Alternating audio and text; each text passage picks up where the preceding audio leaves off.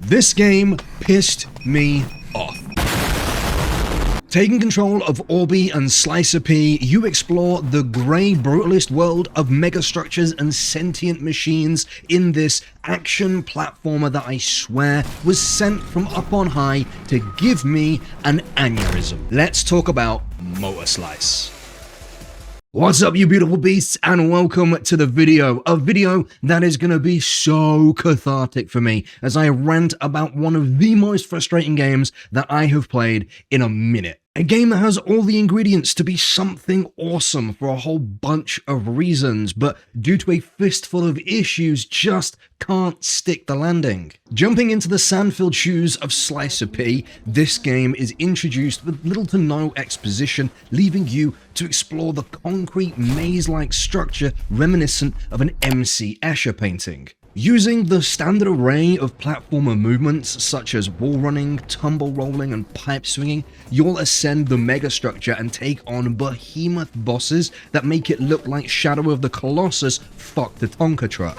You'll fight through simple encounters with excavators and parry steamrollers like they were nothing while taking breaks to hang out with the sullen waifu that is Slicer P. And on the surface, I can't help but think this all sounds like a great time. I love action, can't get enough of skillful platforming, and little drips of exposition helping to build the world sounds like I should be feasting, but instead I'm just hungry and pissed off, and if you'll let me, I'll explain why. But first, be sure to oil the machine that is YouTube by giving me a like and hitting the subscribe button if you enjoy the video. Why not also give the hype button a tickle if you fancy? Don't forget, you can catch me playing games like this live, links are in the description below. Normally, I like to start with a bit of a vague recap when it comes to the story, but after finally beating this game, I still have no idea what happened. The Slicers seem to be some sort of faction sent to destroy sentient machines after a silent war.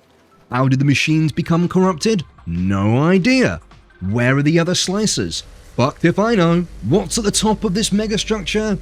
I don't know. God, don't get me wrong, I love a little bit of vague world building that you have to debate and discuss with friends and on forums, etc., but you need to give me something. All I've left with is a collection of names, events, and nothing really tying them together, so I'm not exactly enthusiastic about jumping back in to see what I missed. You do interact with P on her drone, Orby, but rarely does it shed any light on the actual events. The scenes tend to range from fun little skits to absolute fan service, with a few that border on complete fucking gooner bait. Alongside this, there are a few ways for you to interact with P, and they're just a bit weird and left me feeling kinda creepy. It only took me about 6 hours to smash through this game, and for the most part, when I wasn't threatening to throw my PC out of the window, I enjoyed it. MOTORSLICE is made by a small team and it runs beautifully on my setup with load times so short I didn't give a shit if I died,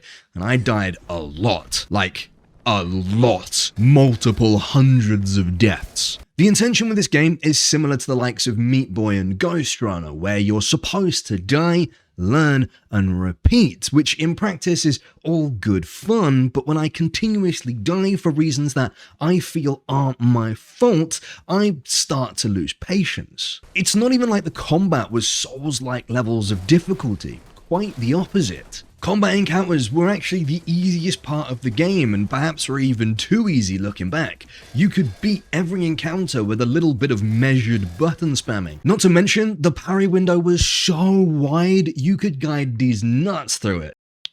The biggest issue that plagues this game is the platforming. 75% of the time, it works as intended. It's fantastic, responsive, and rewarding. When it clicks, it feels great.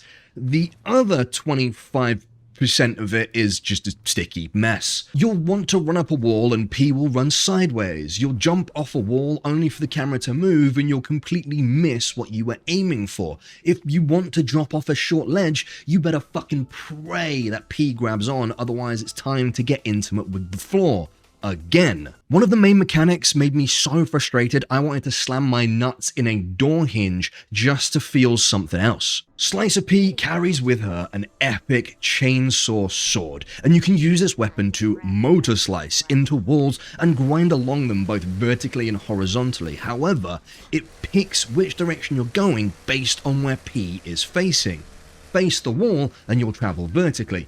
Face along the wall and you'll travel horizontally. This sounds simple enough in principle, except the game picks and chooses just what degree it'll consider you facing the wall or facing along it, and it'll never fucking tell you which before it's too late, sending you to your death. Additionally, you have to do this on bosses that are moving as you try to do it. Speaking of the bosses though, these are one of the best things in the game. I loved pretty much every single boss, and one of the driving factors to finish this game was to find out what the next boss was gonna be. Now, while I admit a lot of the footage might look incredibly samey, I have to hand it to the map design of MOTORSLICE.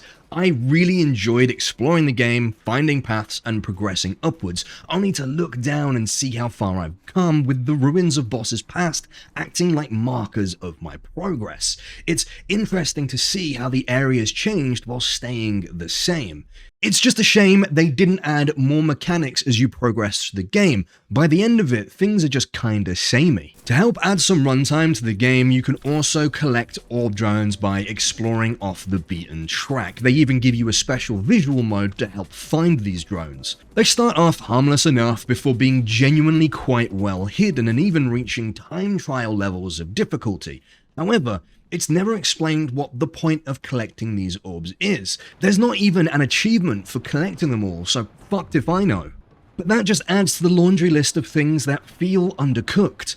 Collectibles with no reason to collect, dialogue choices that make no difference, trivial combat and platforming that is frustratingly hit or miss rather than precise skill. Overall, MOTORSLICE is fun, but I'm glad it's short. Any longer and I think this video would be far more negative. And while I was given my key for free, at the price of £16, it's a fun romp made by a small team with a clear passion.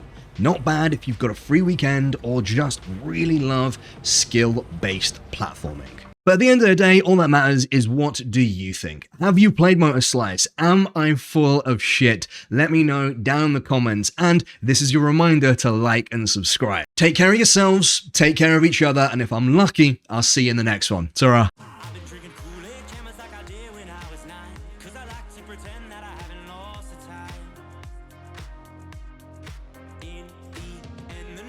Though it tastes fine, I can only drink a couple cause it feels like a lie.